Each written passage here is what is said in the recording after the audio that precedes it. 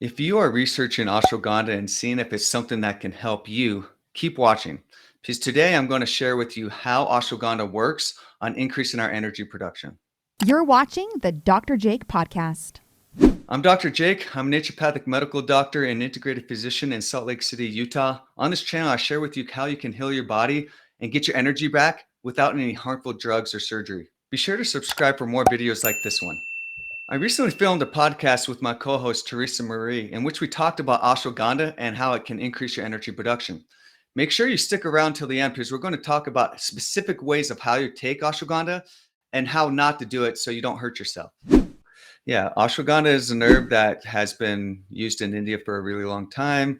What we do is we use the root of ashwagandha, and how it works is it usually works as an adaptogen. What adaptogen means is that, let's say you need more cortisol in your body, it's going to help you make that. But if you need to decrease the cortisol, like you need a decreased stress response, it's going to help decrease that. That's one cool thing about taking herbs like ashwagandha that has that adaptogenic effect is it's going to help balance your cortisol.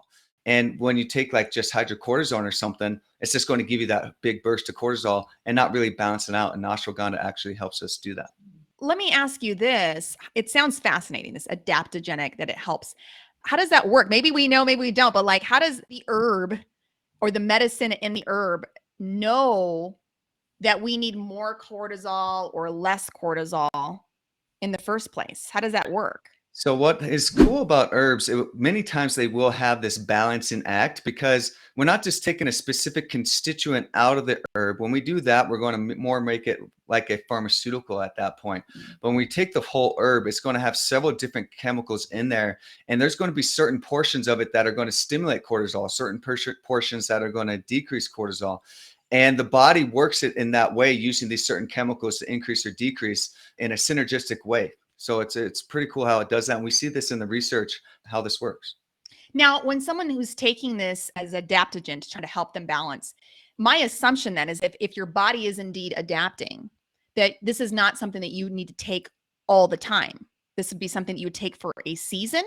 So it all depends on the person. I have some people that need to take ashwagandha long term to be able to stay energetic and decrease their anxiety and increase their sleep.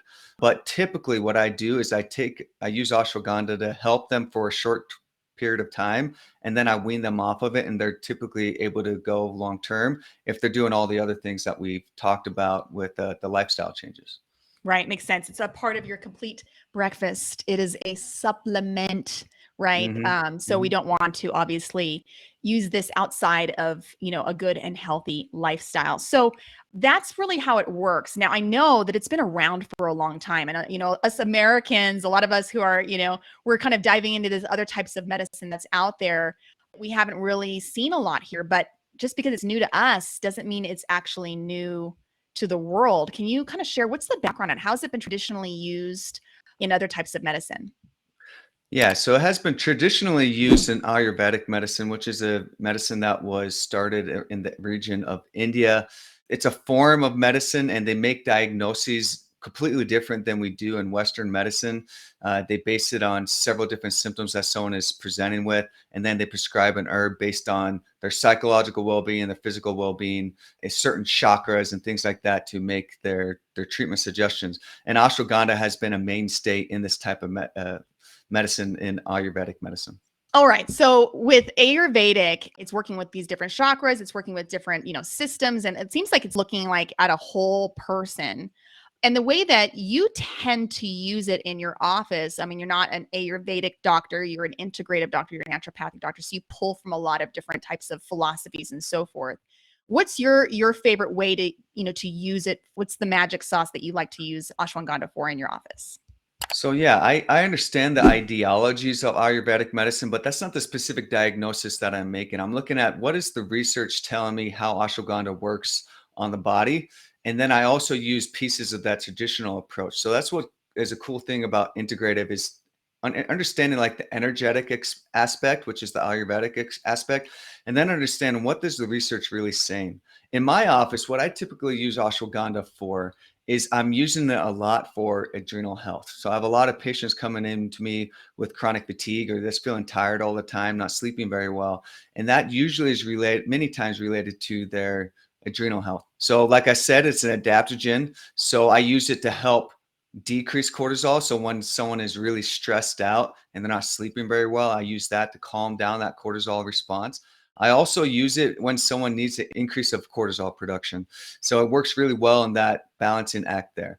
I use it a lot to help patients that are dealing with sleep disorders also, which is making them feel tired all the time because they're not able to sleep at night. They're not getting enough hours during the night. They're not able to heal and regenerate and give their mitochondria the regeneration that it needs when you're sleeping. So I give ashwagandha to help decrease that cortisol response at the nighttime. And that really can help calm their brain from ruminating thoughts or the anxious thoughts that they have when they're trying to go to sleep. This can help people fall asleep and also stay asleep throughout the night. So this really helps people's energy production when we do that. I use ashwagandha a lot also when someone is needing an increase in testosterone. So let's say I do a blood work and I see that their symptoms are correlated to low testosterone and their levels are looking low in testosterone. It's not way low, but it's lower than ideal for that individual. I like to prescribe ashwagandha because it has an effect on your adrenal glands to increase testosterone. So sometimes we might think, oh, adrenal glands, cortisol, because we talk a lot about that. Oh, stress response. But also our adrenal glands are major hormone producers of many other hormones like testosterone, estrogen, progesterone, DHEA, these type of things.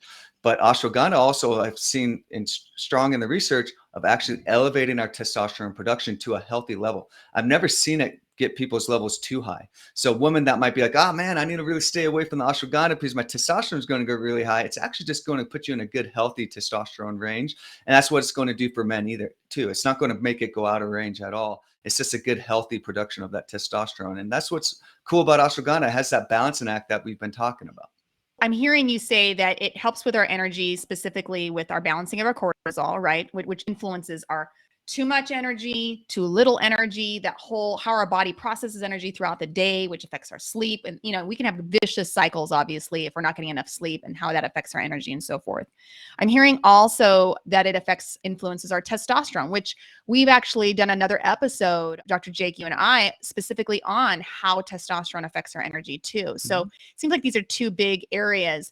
Now, I also have learned and read about how ashwagandha can actually support our thyroid, which I know also plays a role in energy. How does that work? So big thing is not specifically stimulating our thyroid production, but it's in thyroid formulas because what it does is helps our cortisol production in our adrenal glands. Cortisol is what helps thyroid actually get inside our cells. So if you have an unhealthy production of cortisol, you don't have it balanced out appropriately, you're not going to get enough thyroid hormone getting in your cell and stimulate that mitochondrial function inside there. So we like to add that because many times people's thyroid disorders is not just related to thyroid, it's also related to imbalance of that cortisol response. So that's a big one there too. One big one I wanted to talk about too, and I really like this, is it increases the efficiency of oxygen consumption inside our cells. So what does this mean? It means our body's able to consume the oxygen better, and that means our cells are going to get it. Mitochondria needs a lot of oxygen to be able to make ATP, which is what our body uses for energy production throughout the entire body. So when we take ashwagandha, we're not only getting the cortisol effect, the testosterone effect, the effect on the thyroid, our cells are actually going to be able to work more efficiently. So it does so many things to help with our energy production. You've come up with like a drink that really helps support your clients with energy. And there's a bunch of, there's mushrooms in there and all sorts of stuff. And I believe you actually have ashwagandha in that beverage. Am I correct? I do. Yeah. Yeah. So that seems like it just really works well with it. We'll put a link in the show notes in the description box for that drink for anybody who wants to try it, because I know I have, and it's definitely helped me so much with my energy levels. Now, I know that you have a proprietary blend with how much ashwagandha is actually in there. For our listeners who are wanting to possibly supplement with ashwagandha and so forth, or talk with their doctors about it, is there any side effects? And is that dependent on like how much you take and so forth?